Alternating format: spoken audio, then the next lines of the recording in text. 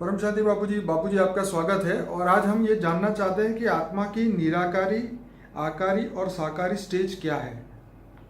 देखो, निराकारी स्टेज आत्माओं की, जैसे मैं एक एग्जांपल दे दूं, आत्मा निराकार कब होती है? जैसे महाशिव ने महाब्रह्मांड का सृजन किया, तो महाशिव निराकार ने सोचा कि मैं एक से अनंत हो जाऊं, तो एक संकल्प मात्र सोचा और अनंत शब्द पूरा सोच या संकल्प, हल्का सा संकल्प, उसके पावर के में से अनंत पावर के ब्रेकअप हुए, परम लाइट के ब्रेकअप हुए, परम लाइट के ब्रेकअप हुए, जो टुकड़े हुए वो सब शिव बन गए।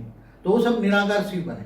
फिर निराकारी से आकारी कैसे बने, फिर धरती पर कैसे साकारी बनते गए, वो मैंने पूरे हिस्ट्री ऑफ यूनिवर्स में भी बताया है और कई ब्रह्मांडों की वीडियो में भी बताया है कि पहले पहले निराकारी सृजन हुआ। जैसे हमारे यूनिवर्स के बारे में भी बताया कि पहले निराकारी आत्माएं कैसे बनी। पहले 9 लाख निराकारी आत्माएं बनी, फिर धीरे धीरे 2 करोड़ बनी। निराकारी से आकारी बनने की प्रोसेस में 2 करोड़ बनी, फिर धीरे धीरे बढ़ती गई। और ऐसी तरह हमने मल्टीवर्स की क्रिएशन ऑफ मल्टीवर्स में भी बताया कि पहले आत्माएं निराकारी बनती है, पावर का एक ब्रेकअप होता है, फिर उसके अंदर धीरे धीरे धीरे मतलब निराकारी से आकारी बनती है। कैसे, पूरी बहुत लंबी प्रोसेस है, इसलिए सब कुछ नहीं बताऊंगा, पूरा आपको वीडियो देखना पड़ेगा। प्रोसेस निराकारी से आकारी, आकारी से साकारी कैसे बनते हैं, ये सारा प्रोसेस आपको देखना पड़ेगा। बाबूजी, यहाँ हम स्टेज की बात करेंगे कि आत्मा की स्टेज कैसे निराकारी, आकारी और साकारी। जैसे मनुष्य अवतार में है, तो मनुष्य अवतार में अगर जो ज्ञानी है, महाज्ञानी है, तो ऊंच से ऊंच परम धाम में, मतलब बेहद की कला के परम धाम में ऑलमाइटी अथॉरिटी रहता है। निराकार स्वरूप में वो याद करता है, आत्मस्वरूप बन के खुद को जान गया कि मैं आत्मा हूँ, स्वयं को जानता है कि मैं आत्मा हूँ। और कोई शिव को जानता है, फिर शिव से कहीं आगे ज्ञान होता है तो महाशिव, परमशिव सब ज्ञान जान लेता है। शिव, महाशिव, परमशिव, ब्रह्मांड, यूनिवर्स, गैलेक्सी, मल्टीवर्स से भी आगे कई कलाओं के ब्रह्मांड, बेहद की कलाओं का ब्रह्मांड, ये सारा बेहद का ज्ञान सागर में डूबता है, बार बार ज्ञान सागर में गोते लगाता है। तो ज्ञान आने पर आत्मा यहाँ भी मनुष्य अवतार में कभी निराकारी, कभी आकारी, कभी साकारी, तीनों रूप का आत्मा यहाँ भी अनुभव कर सकता है। आत्मा, यहाँ मनुष्य आत्मा की बात करो, जो ज्ञानी तू विशेष आत्मा है, हाई ज्ञानी तू आत्मा, गीता में बोला ना भगवान कृष्ण ने, मुझे ज्ञानी तू आत्मा विशेष प्रिय है। तो जैसे आत्मा निराकारी अवस्था में एकदम बिंदु, आत्मा सेंटर पॉइंट, माइंड के सेंटर पॉइंट में रहती है और माइंड को चलाकर शरीर को चलाती है माइंड के द्वारा, तो आत्मा एकदम निराकारी अनुभव करती है। तो एकदम निराकारी स्टेज में होती है तो वो पावर लेती है, ऊपर ऊंचते ऊंच परम धाम से पावर लेती है, तब निराकारी अवस्था होती है। ऊंचते ऊंच परम धाम में, बेहद की कला के परम धाम से ऑलमाइटी अथॉरिटी के निराकार रूप से पावर लेगी, तो आत्मा में पावर आएगी। धीरे धीरे सोचे कि मुझे सारे शरीर को पावर देना है, क्या सारे शरीर में, तो पूरे बॉडी के अंदर, पूरा आकारी बॉडी है मेरा, आकारी बॉडी है, पूरी बॉडी के अंदर लाइट है, पूरी बॉडी के अंदर लाइट है। ये संकल्प करे, सोचे, जो सोचोगे वो बनोगे। तो पूरी लाइट मेरी, पूरी लाइट की बॉडी है, पूरी लाइट की बॉडी है, तो वो आकारी रूप हुआ। आत्मा का क्या हुआ? आकारी रूप। और पूरा देहभान में है, बिल्कुल न निराकारी स्टेज है ना आकारी स्टेज है, दोनों में से कोई स्टेज नहीं है, तो साकारी हो गई। मगर तुम्हें हमेशा कम से कम कर्म योगी बनना है। अगर जितना निराकारी स्वरूप से ज्यादा रहकर आत्मस्वरूप में स्थित होना, माना निराकारी स्टेज, केवल आत्मा याद, आत्मस्वरूप, आप और बाप, ऑलमाइटी अथॉरिटी, आप और ग्रेट ग्रेट ग्रैंड फादर, क्या आप और ग्रेट ग्रेट ग्रैंड फादर, तो ग्रेट ग्रेट ग्रैंड फादर समझ के आत्मस्वरूप बन के पावर लोगे तो बहुत पावर आएगी, बहुत पावर आएगी। तो तुम्हारी आत्मा में जो तमो प्रधान स्टेज है वो धीरे धीरे रजो बनेगी, रजो से फिर सतो प्रधान बन जाएगी। तो ये तुम्हारी अंदर का सूक्ष्म कारण शरीर, सूक्ष्म शरीर, और धीरे धीरे स्थूल शरीर भी चार्ज हो जाएगा। साथ में परम शांति के वाइब्रेशन फैलाओ, परम शांति सोचो, बोलो, परम शांति मिल जाएगी। याद के साथ साथ परम शांति, तो घर में भी परम शांति के वाइब्रेशन फैल जाओगे। तो बाबू जी, यहाँ पे आत्मा ये स्टेज निराकारी, आकारी, साकारी तो है ही, तो ये स्टेज उसको धारण करने में कितना समय लग सकता है? देखो, आत्मा जब ज्ञान धारण करती है ना, तो आत्मा की ये सब स्टेज धारण करने के लिए वक्त लगता है। कोई मासी का घर तो नहीं है, कोई स्थूल चीजें तो नहीं है, ये तो बेहद की, अगर वो बेहद की आत्मा होगी तो भी कर पाएगी, समझ में। आम आत्मा हो तो ये सोच भी नहीं पाएगी।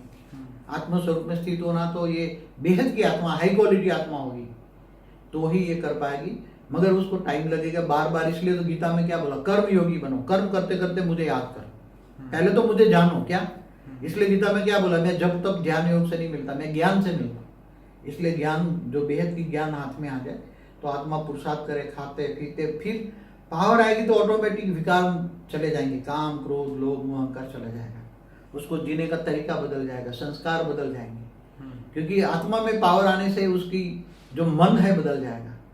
आत्मा में मन है, मन के अंदर बुद्धि है, बुद्धि के अंदर संस्कार है, तो मन बदल जाएगा। आत्मा के पावर आने से मन है जो बार बार विचलित होता है, और जो नेगेटिव या कभी नेगेटिव कभी पॉजिटिव, हर पल में मन संकल्प करता रहता है नेगेटिव या पॉजिटिव, तो धीरे धीरे मन स्थिर बुद्धि हो जाएगा। क्या हो जाएगा? मन स्थिर बुद्धि हो जाएगा। आत्मस्वरूप की अनुभूति धीरे धीरे धीरे, लंबा समय लगता है आत्मस्वरूप की अनुभूति करने के लिए, तो कभी निराकारी, कभी आकारी, कभी साकारी है, काम करने में बहुत टाइम लगता है उसमें, और बहुत मेहनत भी है। कर्मयोगी जीवन है, मगर खुशी खुशी करे। अगर ऑलमाइटी अथॉरिटी से प्यार है तुम्हें, तुम ग्रेट ग्रेट ग्रैंड फादर समझ से उससे पावर ले रहे हो, तो बहुत ज्यादा पावर आएगा, बहुत ज्यादा पावर आएगा।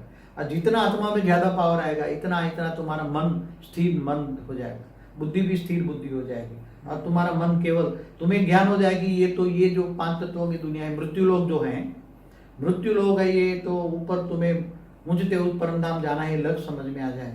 बेहद ऊंचते ऊंच पर कला के परम धाम में जाना है, तुम्हारा लक्ष्य भी होना चाहिए। तुम्हारे अंदर कॉन्फिडेंस होना चाहिए कि मैं बेहद की परम परम महान आत्मा हूं, ये भी पता होना चाहिए।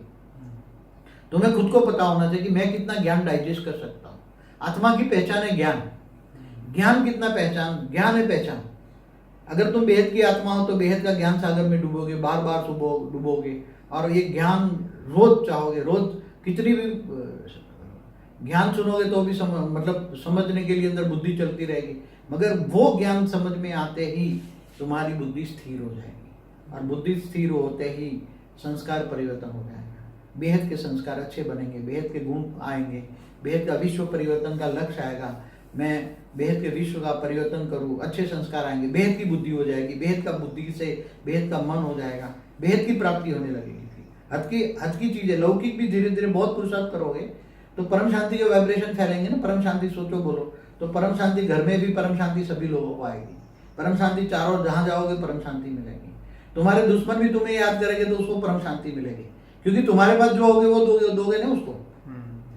तुम्हें कोई याद करता है तो तुम्हारे पास जो होगा वो जाएगा ना, और उसका कचरा तुम्हारे पास आएगा, मगर आते ही तुम्हारे परम शांति के अंदर उसका कचरा भस्म हो जाएगा। और पॉजिटिव एक्शन का रिएक्शन तो होता है ना संकल्पों का।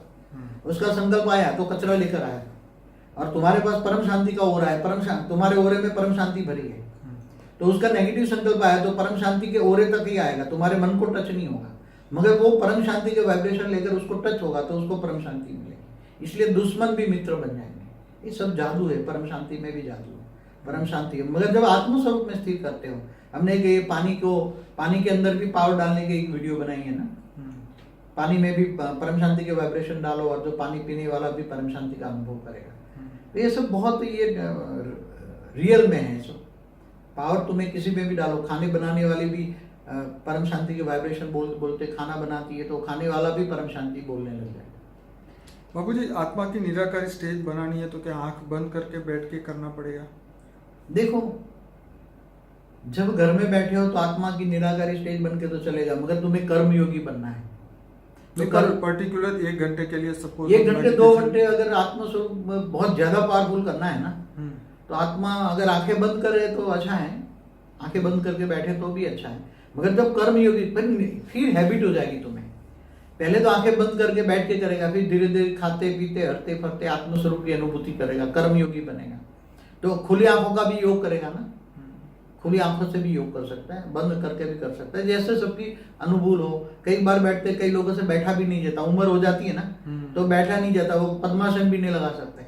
तो यहाँ पद्मासन की जरूरत नहीं है, कोई आसन की जरूरत नहीं है, केवल तुम्हें ये तो हठ योग है ना, आसन करना, ये करना हठ योग, ये सब हठ योग है, ये आत्मा का योग नहीं है, ये सहज राजयोग है। तो सहज राजयोग, सारा राज जानने वाला का सहज राजयोग प्राप्त होता है, सारा ज्ञान प्राप्त होता है। तो कभी कभी लेटे लेटे भी ये आत्मस्वरूप में स्थित होकर ग्रेट ग्रेट ग्रैंड फादर से ऊंचते उच्च परम धाम से पावर ले सकते हो।